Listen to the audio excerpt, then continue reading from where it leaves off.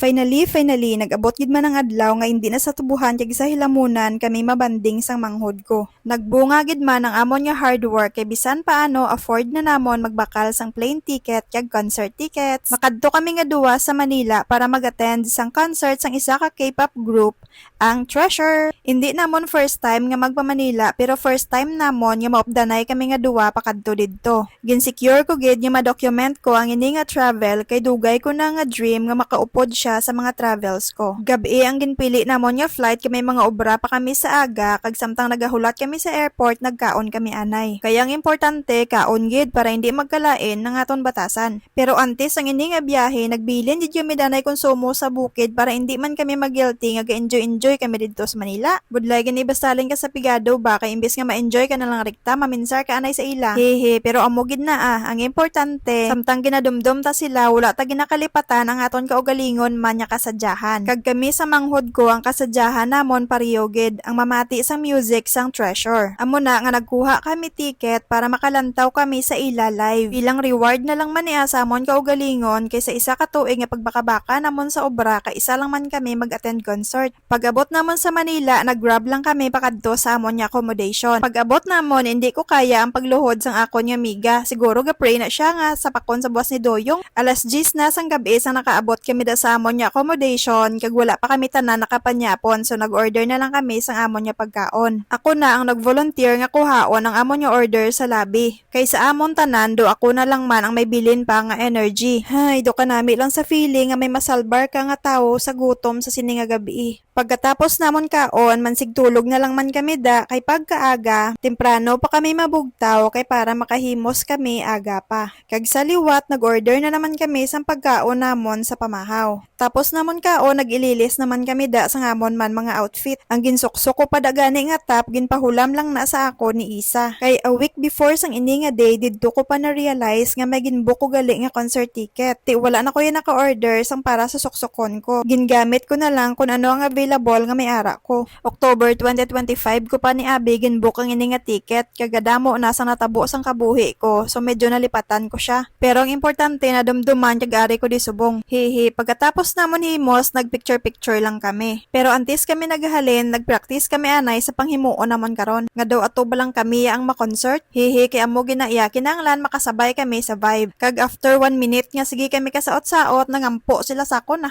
Namangkot pa sila kun nga wala kuya kuno ginakapoy hambal ko at tingubon ko lang niya buwas Sang 9 AM na nagwa na kami sa amon nga room kay mabiyahe na kami pakadto sa MOA. Hindi man kami amo naka-excited kay ang concert nga tinanamon alas 7 pato sang gabi Ti pa bakod-bakod na lang ni makeup karon para nga hindi kami maghululas. Kag isa pa sa amo nga moment wala pa na namon na claim ang amo nya concert ticket kag kuhaon pa lang namon. Ti nagbiyahe na kami pa MOA kag good luck na lang sa amon. Ti mo lang na daso naman.